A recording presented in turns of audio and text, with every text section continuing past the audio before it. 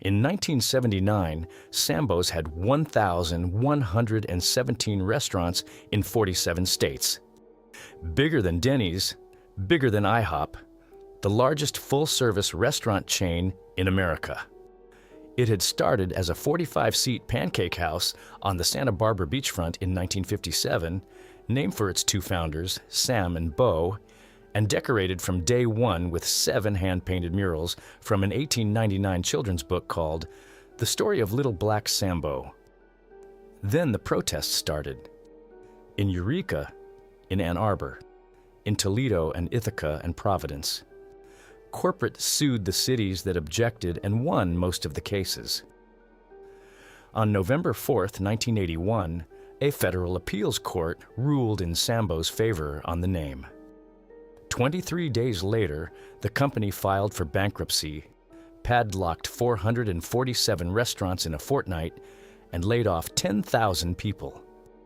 The last Sambo's in America is the first one, on Cabrillo Boulevard. The sign came down in July of 2020. This is the story of how the biggest sit-down restaurant chain in the country kept winning the wrong arguments, and how the name that built the company was, in the end, the only thing that could destroy it. Chapter 1.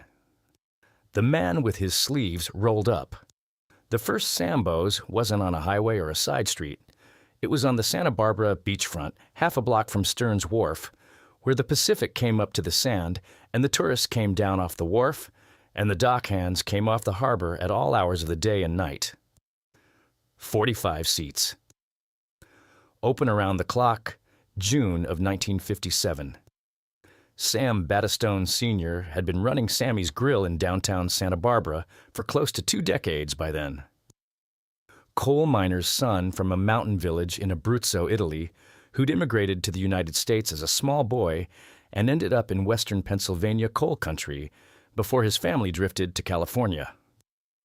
Short, compact, determined-looking, a man who worked grills.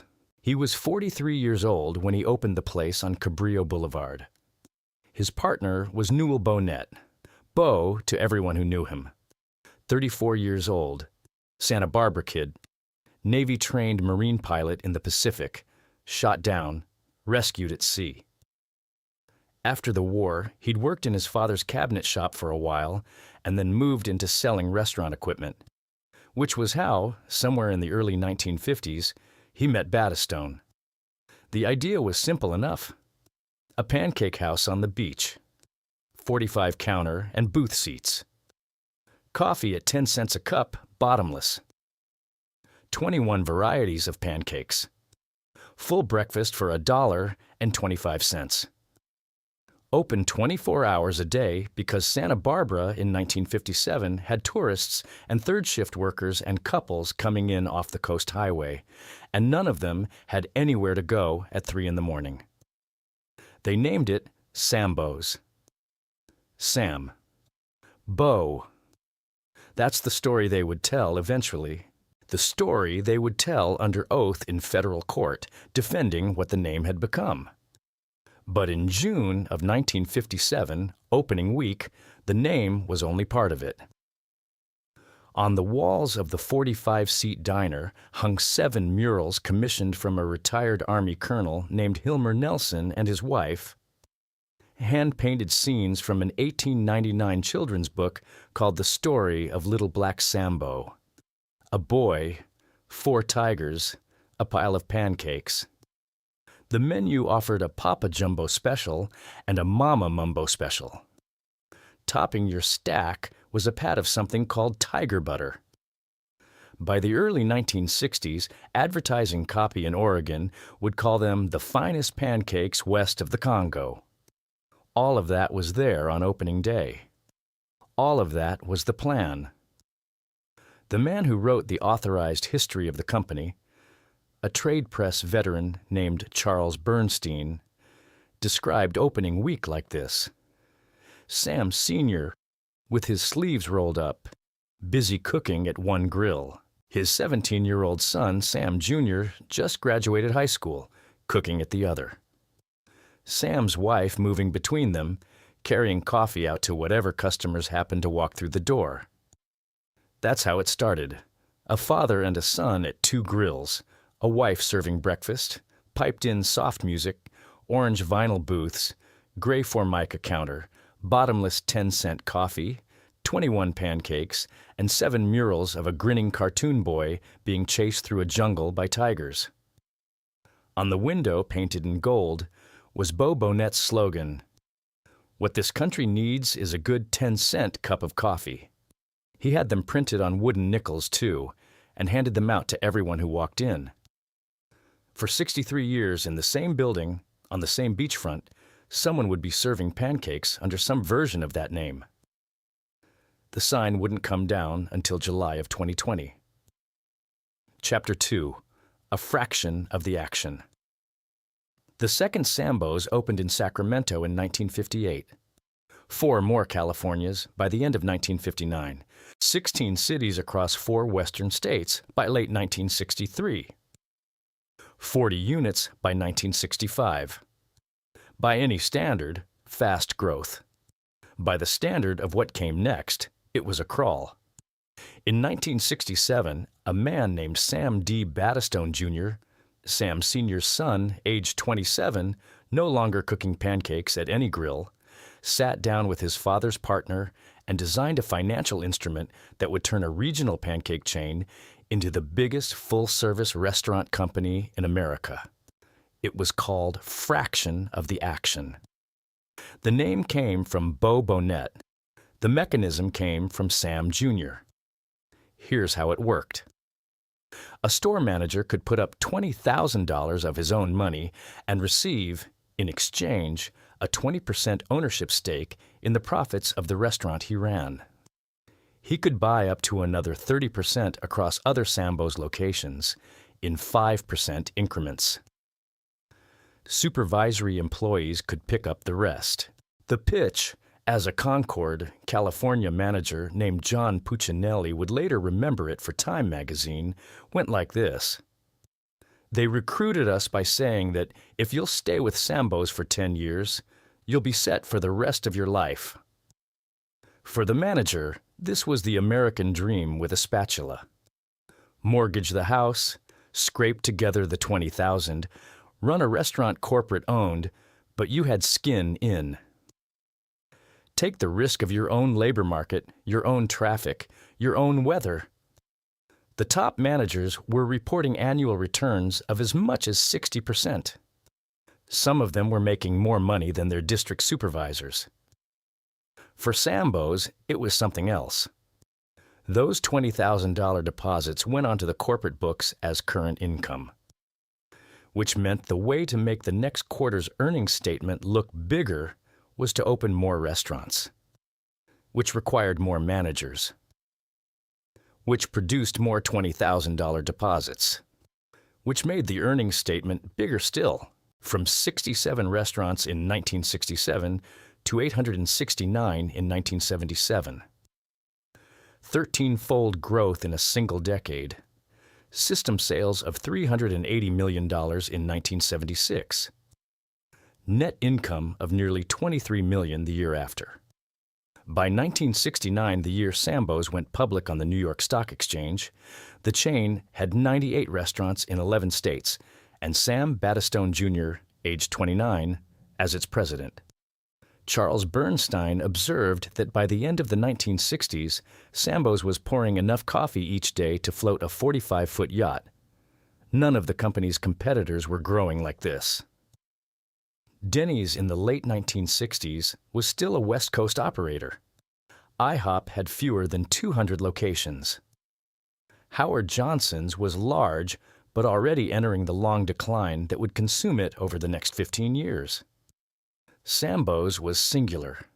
24-hour operation, standardized low-price breakfast, the pancake as centerpiece, and fraction of the action as its engine. An arrangement no other chain of that size had attempted, because no other chain of that size had ever needed to. In 1969, the company also rolled out its new building prototype, a standardized architecture designed to be recognizable from a freeway exit half a mile out. Blue tile tent-like hip roof, tall pole sign. The logo printed at a size a driver could read through a windshield at 60 miles per hour.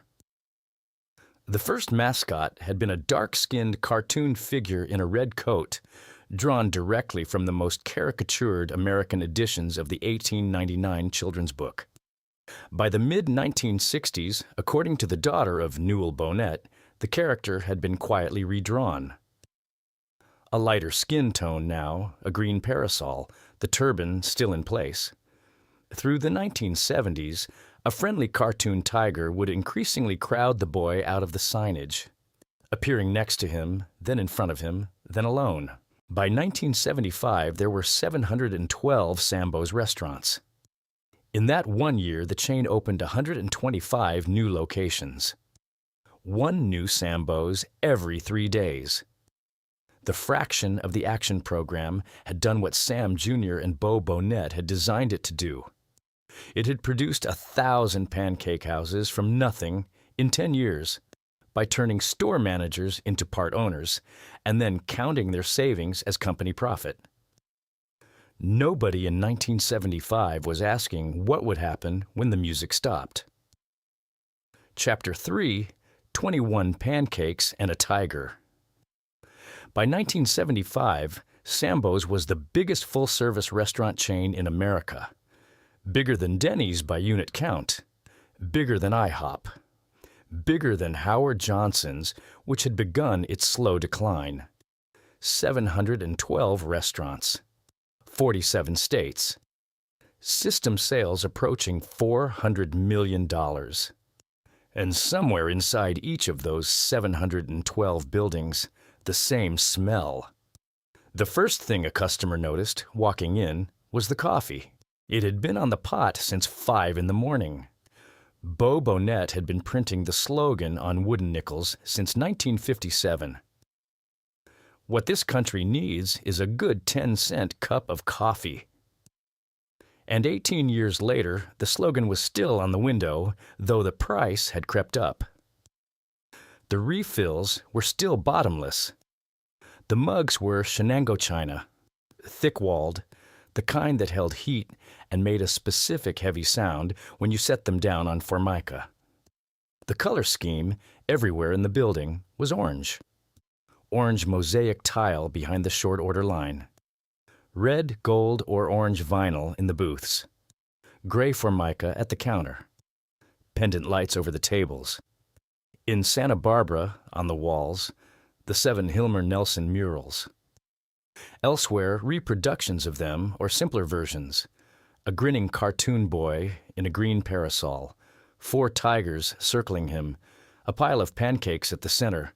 By the mid-1970s, the boy was paired with something newer. A friendly cartoon tiger in a chef's hat, appearing on coffee mugs, on pinback buttons, on plush Dakeen dolls stacked at the cashier stand. "I am a Sambo's tiger," the buttons read. They were free with a kid's menu. So was a paper mask. The menu was a laminated multifold. 21 varieties of pancake at the original in Santa Barbara, somewhere around that number everywhere else. Papa Jumbo Special, Mama Mumbo Special. A stack of 3 for $1 and change, topped with something called tiger butter, a honey and butter pat branded in the storybook's colors. The inside pages reprinted the Helen Bannerman story itself. Some versions had been rewritten so that the characters, at the end, arrived at a Sambo's restaurant. That was the menu you handed a 9-year-old. That was the mask you handed him on the way out. The rest of the operation ran like any good diner, scaled up 1,000-fold. Eggs, anyway. Bacon thick cut, sausage links, ham steak, hash browns. Corned beef hash from a can warmed on the flat top. Short orders called across the pass. The swinging kitchen door. The scrape of a spatula on the grill.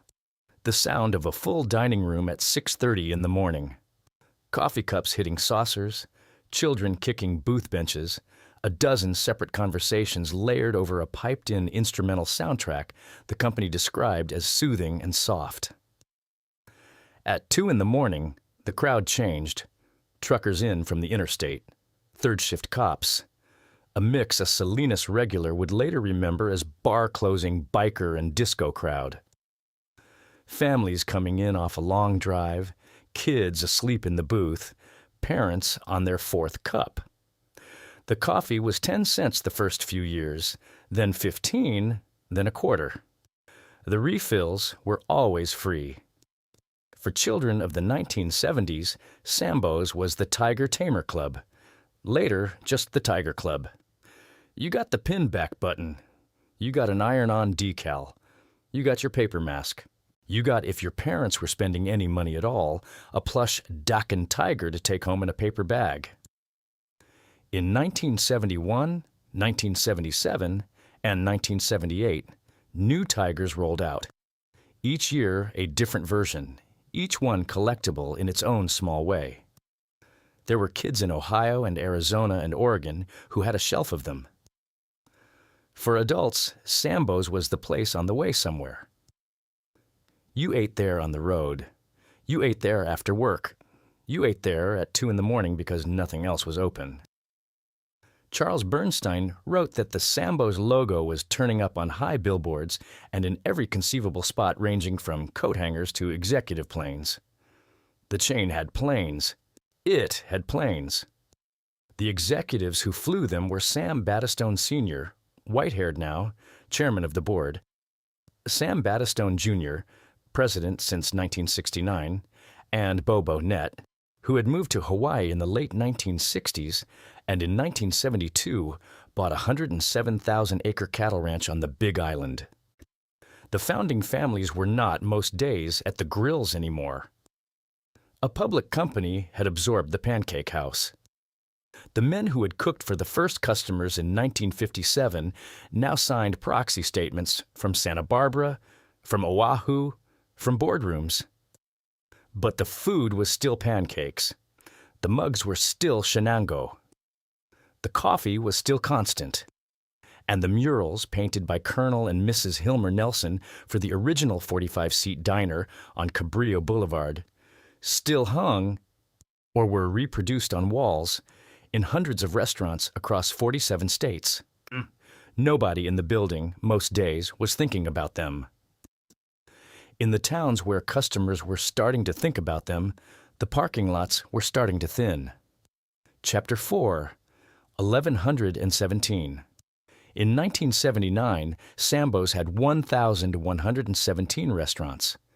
No full-service chain in the United States had ever crossed 1,000. Denny's wouldn't until 1981. IHOP was smaller. Howard Johnson's was falling from its own earlier peak. By raw unit count, the Pancake House that had opened 22 years earlier on a Santa Barbara beachfront with 45 seats and 2 founders at the grills was now the largest sit-down restaurant company in the country. That was the year the wheels came off. By 1979, the fraction of the action program, the mechanism that had built the chain, had been dead for 2 years. The Securities and Exchange Commission had concluded in August of 1977 that the manager-partner program was, in effect, a pyramid scheme. That booking the $20,000 deposits as current income required endless expansion to stay solvent, and that the expansion was accelerating past the chain's ability to recruit and retain the managers it required. Sambo's discontinued the program. It began buying back its managers' stakes. Within 6 months, half of the chain's managers had quit. Within a year and a half, 700 of roughly 1,000 were gone. A former regional director would later remember there was almost a 100% loss of Sambo's management, literally within a matter of months.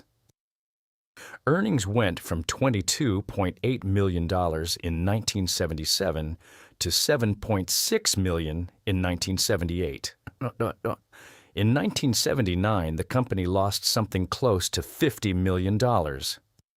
That was the year Sam Battistone Jr. issued a public statement declaring that Sambo's had a constitutional, legal, and moral right to its name. It was March of 1979. The chain was hemorrhaging. 14 northeastern restaurants had been rebranded as Jolly Tigers 3 years earlier to avoid civil rights protests, and each one was losing roughly $18,000 a year. Corporate's announcement that month reversed the Jolly Tiger experiment. Every Jolly Tiger was to be restored to Sambo's, and it came at the exact moment when the fraction of the action collapse was sending losses toward $50 million a year, when the manager exodus was stripping the chain of the people who had actually run it, and when, in city after city from Toledo to Ithaca to Ann Arbor to Providence, a question was being asked that the founders of a 45-seat diner on Cabrillo Boulevard in 1957 had not prepared an answer for. Sambo's had 1,117 restaurants in 1979. It would never have that many again. Chapter 5. The Gathering. The first organized protest at a Sambo's was in 1961 in Eureka, California. The NAACP objected to the sign outside the restaurant. It didn't get national coverage. It wasn't one of the events that shaped the decade that followed. It was a single chapter writing to a single restaurant about a single sign. In 1972, in Ann Arbor, Michigan, a black city councilman named Norris J. Thomas Jr. stood up in council chambers as Sambo's filed to open a new location in his city. He told his colleagues he was, in his words, positively astounded by the attempt to establish a restaurant which by its very name seeks to degrade. He pledged a personal boycott. The mayor, Robert Harris, echoed him. Corporate backed down. On the site plan it filed with the city, Sambo's wrote that the Ann Arbor location would not use its name. It opened in 1973 as a Jolly Tiger. Over the next 3 years, 13 more of these Jolly Tigers spread through upstate New York and the Northeast. Same menu, same architecture, same cartoon tiger. No Sambo. Then, in January of 1977, something changed that the chain had no contingency for. ABC aired Roots. 130 million Americans watched Alex Haley's adaptation of his own family history across 8 nights. The generational conversation about race in America that followed was not a conversation Sambo's was prepared to be part of. That November, the syndicated Washington Post columnist William Raspberry published a piece addressed, in effect, directly at the chain. The name Sambo, he wrote, is taken by black Americans across the land as an insult. He added that he was not inclined to write a letter of protest because he assumed the company already knew it was giving insult and simply didn't care. The company's vice president and general counsel, Bruce Anticooni, had answered the Reston, Virginia objection that same year by telling a reporter, "We have 850 restaurants throughout the country, 845 of them under the name Sambo's, and the problems you can count on one hand." By the end of 1978, the problems were no longer countable on one hand. The Toledo NAACP had filed a formal objection at the Planning Commission. The City Council had passed an ordinance forbidding any Toledo business from using the name. The Urban League of Rhode Island and the Providence NAACP had filed a complaint with the Rhode Island Commission for Human Rights. Sambo's was losing money at every one of the 14 Jolly Tiger units. In Ithaca, New York, the local Black Caucus was printing orange bumper stickers that read, "Boycott Sambo's." All of this was happening in the same months the Securities and Exchange Commission was closing out its pyramid scheme investigation. All of this was happening as 700 managers, or the core of the chain's operating expertise, walked out the door. All of this was happening as the earnings collapse turned from a number on a spreadsheet into a $50 million loss. The branding was shifting in subtle ways. The cartoon boy in the turban was appearing less often on signage, less often on menus, less often on coffee mugs. The tiger was doing more of the work. At headquarters in Santa Barbara, the 1957 mascot was being quietly edited out of the public face of a company whose name still depended on him. Two clocks were running. One was financial. The fraction of the action program had collapsed, and the corporate books were hemorrhaging. The other was moral, and it had been running for longer. It had started in Eureka in 1961, had picked up in Ann Arbor in 1972, and by the spring of 1979 was ticking in roughly 15 American cities at once. The founders of a pancake house on a Santa Barbara beachfront had not designed their company to hear either clock. In March of 1979, they announced that they didn't intend to start. Chapter 6. Constitutional, Legal, and Moral. On February 1, 1979, a federal judge named Don J. Young ruled in favor of Sambos against the city of Toledo. The ordinance banning the name, Judge Young wrote, was an unconstitutional deprivation of the First Amendment right of free speech. To strip a company of its name, he said, would be a mortal blow. Toledo declined to appeal. The Toledo decision became the precedent Sambos would cite in every city it sued afterward. 4 weeks later, on March 5, 1979, corporate headquarters in Santa Barbara issued a statement. Every Jolly Tiger would revert to Sambos. The chain would defend its name in every jurisdiction that challenged it. The statement asserted that the company had a constitutional, legal, and moral right to use the name it had used since 1957. Sam Battistone, Jr., age 39, was the face of that posture. His fingerprints were on the Rest and Response of 1977. There's no ground for changing it. The name has been accepted across the country. And on the March 1979 Declaration. Bruce Antiquini provided the legal framing. Arthur K. Dowd, the Vice President of Public Relations, provided the language for the newspapers. In cities where the chain sent lawyers, it also sent one other thing. Newell Marable, a black executive who had graduated from Alabama A&M, served in the Army, and joined Sambo's as its East Coast Regional Marketing Manager, was dispatched to Ithaca, New York, in November 1979 to defend the name in person. He told the Ithaca Journal that as a black man, the name did not demean him. Years later, his own NAACP chapter, writing his obituary, would add a line that never appeared in his on-camera statements. It said that Marable had privately shared what it called racial sensitivity with management and had eventually pushed them toward a name change. The courts, in 1979 and 1980, mostly agreed with Judge Young.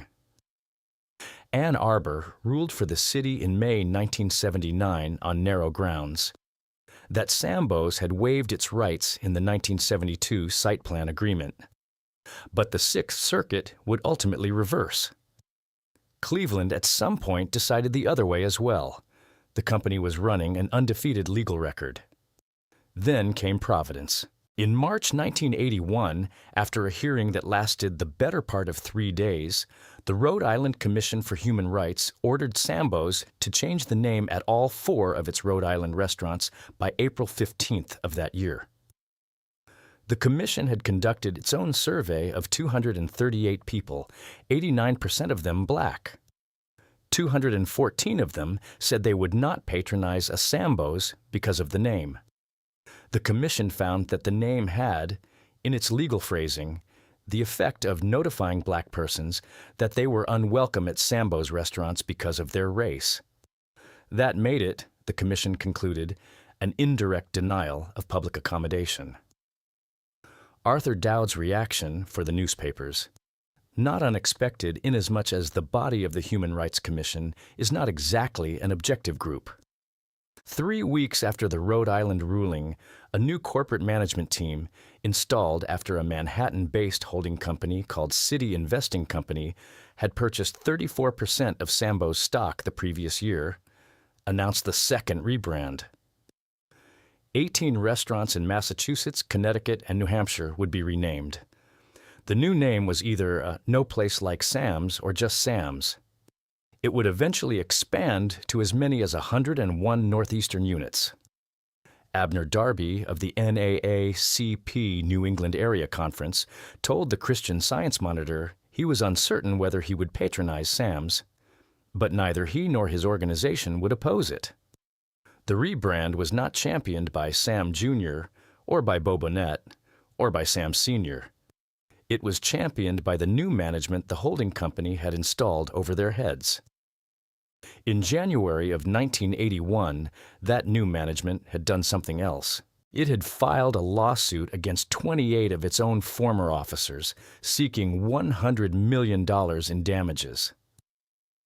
The first three names on the complaint were Sam Battistone Sr., Sam Battistone Jr., and Newell Bohnett, the two founders and the son who had built the company. The suit alleged that the three of them, along with the executives who had worked under them, had inflated profits and expanded the chain recklessly. The civil war inside the company was being fought in federal court.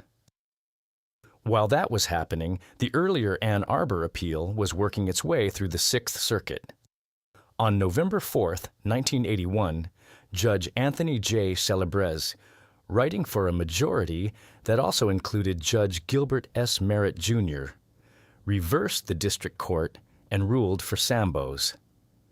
Commercial speech, Celebrez wrote, had not been a protected category when Ann Arbor and the company signed their 1972 agreement, so there had been nothing legally to waive. A third judge, Damon J. Keith, dissented at length. Keith cited the Rhode Island findings. He cited testimony that black children in the cities where Sambos operated were taunted in playgrounds as Black Sambo. He argued that a company's commercial interest in a racial slur was not the kind of property the First Amendment was designed to protect. 2 judges to 1, the Sixth Circuit ruled that Sambo's could keep its name in Ann Arbor. It was November 4, 1981. 23 days later, the company filed for bankruptcy. Chapter 7. Padlocks. On November 23, 1981, a federal grand jury in Amarillo, Texas, handed up an indictment against 5 men including Carl Willig, who had been Sambo's chief financial officer, chief operating officer, and chief executive officer during the rescue years of 1980 and 1981. William Wagner, a former CEO, and James Harmon, the manager of a corporate cattle feeding program. The indictment alleged a scheme to defraud Sambo's shareholders through kickbacks in the cattle feeding program. It was the first any outside observer had heard that Sambo's had a cattle feeding program. On November 25, 1981, 2 days after the indictment, Sambo's announced that it would close 447 restaurants in 2 weeks. Another 12 would be sold. What remained, 667 locations in 46 states, was what the company believed it could keep running. Between 9,000 and 10,000 employees were laid off in the announcement. The New York Stock Exchange was asked to halt trading. The last price was $1.75. All 4 Rhode Island outlets went dark. In Leominster, Massachusetts, at a restaurant that had been rebranded as Sam's earlier that year, the morning rush was told to finish their breakfast and leave. The restaurant was being padlocked. A similar scene played out in Stoughton. In Cranston and East Providence and Smithfield and Warren, the Rhode Island Commission for Human Rights deadline of April 15th had already come and gone. The restaurants had been operating under lawsuit. Now they were operating under padlock instead. On Friday, November 27, 1981, Sambo's filed for Chapter 11 protection in U.S. Bankruptcy Court, Central District of California. Cumulative losses over the 3 years, nearly $90 million. Arthur K. Dowd, as company spokesman, addressed the press. "We have filed a voluntary petition under Chapter 11," he said. "All employees, vendors, and leaseholders will be paid as usual, and we will conduct our business as usual." Neither Sam Battistone Sr. nor Sam Battistone Jr. made a public statement. They had been out of operational control of the company for the better part of 2 years. Bohnett was in Hawaii. The founders watched their company file for bankruptcy from the other side of glass they could no longer reach through. The Sixth Circuit's ruling in their favor in Ann Arbor was 23 days old. Time magazine published an analysis that week. The headline was "A New Name." The reporting quoted a Concord manager named John Puccinelli, the same Puccinelli who had been recruited with the promise of a 10-year road to being set for life. It also quoted a restaurant industry analyst named Levern Graves, who observed that the only thing Sambo's has been proficient at producing in the past few years is litigation. The New York Times ran the Peace Marketplace, mistakes at Sambo's the same day the Chapter 11 filing hit. The Times walked its readers through what the SEC had understood in 1977, that the $20,000 deposits booked as income were a house of cards, and noted that the SEC's finding had arrived 4 years too late to save the chain from itself.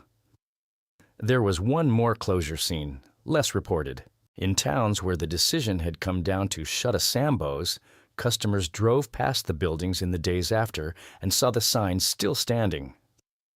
The big pole signs, the cartoon boy on them by then mostly replaced by the tiger, the orange roofline. The parking lots empty. A piece of paper taped inside the window, sometimes a phone number to call. In Santa Barbara on Cabrillo Boulevard, the original 45-seat diner was still serving breakfast. It had never been part of the corporate estate. The Battistone family had always held the building separately.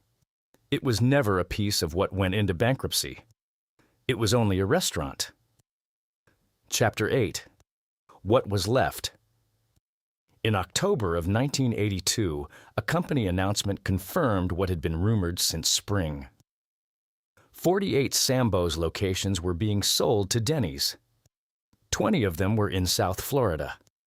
Denny's rebranded every one of the acquired sites within weeks. In February of 1983, the reorganized company renamed 618 of its remaining restaurants Seasons Friendly Eating. The figure of 618 has been misremembered in some accounts as the number sold to Denny's. It wasn't. It was the number that tried to survive under a different word on the roof. In July of 1983, the bankruptcy estate arranged a $15 million loan from a young pizza entrepreneur named Willie Thyssen, whose chain was called Godfather's. 112 Sambo's were converted into Godfather's pizza franchises. Another 250 sites were sold off through the year to miscellaneous buyers. In October of 1984, Vicorp Restaurants Inc., the parent of Baker's Square and Village Inn, acquired what was left. Somewhere between 175 and 183 locations, along with roughly 7,000 to 8,000 employees. Most of the California sites became Baker's Square. Most of the Florida and Arizona sites became Village Inn. The conversions took years. The Sambo's buildings had been designed smaller than what Baker's Square and Village Inn needed, and the fit was never quite right. The Seasons banner was extinct by 1986. In 1990, a film crew arrived at an abandoned Sambo's in Lutz, Florida. The building had been sitting empty for close to a decade. Tim Burton had found it. A scene in Edward Scissorhands was shot inside the shell. The pole sign had been stripped. The orange vinyl was gone. The blue tile tent roof was still there, visible against a pastel Florida sky. Sam Battistone Jr. had been living in Utah since 1979. He had bought the New Orleans Jazz basketball franchise in 1974 and moved it west the year the losses started. He sold control of the team to Larry H. Miller in 1985 and 1986. Bohnett lived on his Big Island ranch until he moved to Scottsdale in his final years. He died on New Year's Day in 2017, age 93. Sam Battistone Sr. had died in Santa Barbara in June of 1992, age 78. The Battistone Foundation he established in 1968 was still running subsidized senior apartments in town. The original 45-seat diner on Cabrillo Boulevard had passed quietly through bankruptcy and outlived everything that grew out of it. In the mid-1990s, Sam Battistone Jr. bought the property back from Vicorp. His brother Roger ran it. In 1998, the founder's grandson, Chad Stevens, took it over. Stevens made a choice. 15 years after the collapse, with the chain gone and most Americans under 30 only dimly aware that Sambo's had ever existed, he doubled down on the brand. The 7 Hilmer Nelson murals stayed on the walls. Staff wore T-shirts with the cartoon boy on them. Tourists came. Stevens filed an application with the United States Patent and Trademark Office in the early 2000s to protect the mark in case he ever wanted to expand. The USPTO refused the application. The examining attorney wrote that the mark could not be registered. The word, the government said, was a derogatory term. The restaurant kept serving pancakes. For another 9 years, the last Sambo's in America was the first one. Chapter 9, The Same Font. George Floyd was murdered on May 25, 2020, in Minneapolis. On May 31st, at a Black Lives Matter rally at the Santa Barbara courthouse, a 25-year-old woman named Akilah Ruskamp took the microphone. In one of the lines reporters carried into the next day's coverage, she said, "I don't need y'all to yell Black Lives Matter as you continue to enjoy brunch at Sambo's." The next day, a Santa Barbara resident named Rachelle Monet launched a petition on change.org titled "Change the Name of Sambo's Restaurant." By June 4th, it had 2,700 signatures. It would eventually pass 3,800. That same day, Chad and Michelle Stevens posted a message on the restaurant's Facebook page. They would be changing the name. The new name was not yet decided. What they did know was that it would not be Sambo's. On June 5th, the rooftop letters came down and were replaced with a peace symbol, an ampersand, and the word love. Stevens told the local television station KYT it was his name and partner's name, Sam and Bo. Something I respect and continue to, but I understand there's some hurt in that. On the night of July 14th, a sign installer named Jeff Clark, working for a company called Imagine Graphics, put up new rooftop letters. They read Chad's. The oval shape of the lettering was a deliberate echo of the retro bubble font the old Sambo signs had used since the 1960s. Same shape, same scale, different word. On July 15th, 2020, 63 years and 28 days after a coal miner's son and a Marine pilot had opened a 45-seat pancake house on a Santa Barbara beachfront, the sign came down for good. Stevens told the Newshawk, "I am saddened by the loss of our business, of what my grandfather started. But it is still the same family." On the sidewalk outside, a plaque remained in place. The plaque read, "Sambo's Birthplace." On this location, June 17, 1957, the first of Sambo's nationwide chain of family restaurants opened its doors. It had not been removed. The plaque and the building behind it and the murals on the walls inside were now the whole of what Sambo's had been. The sign was gone. The name was gone. But the ocean was still across the street, and the coffee was still on the pot. And on some Sunday mornings, tourists still stopped and photographed the plaque and walked in not quite sure what they had just seen. Something becomes clear looking at the whole arc. The company did not die because the pancakes got worse. The pancakes, by every account, stayed the same. The company died because it kept winning the wrong arguments. Judge Don Young in Toledo ruled that the First Amendment protected the name. The Sixth Circuit in Ann Arbor ruled the same way. Courts told Sambo's it had a legal right to call itself what it called itself, and Sambo's believed them, and kept fighting for the right, and kept losing customers the courts could not give back. The fraction of the action program and the storybook mural, in the end, were the same kind of mistake. Both had drawn value into the company that the company did not quite own. The manager's savings booked as income. The residue of an 1899 caricature booked as charm. Both had worked in 1967 in ways no competitor could copy. Both expired, and they expired for the same reason. Because a wider world refused to keep accepting what Sambo's insisted was normal. The protesters had been right in 1961. They had been right in 1972. They had been right the whole way through. And they were right in 2020 when the sign finally came down in the same oval font. The building is still on the beachfront. The plaque is still on the sidewalk. The pancakes are still 21 varieties. And on the roof, where the old word used to be, is a shorter one, shaped like the longer one used to be shaped. A man's first name in the font his grandfather used to sell pancakes to the country.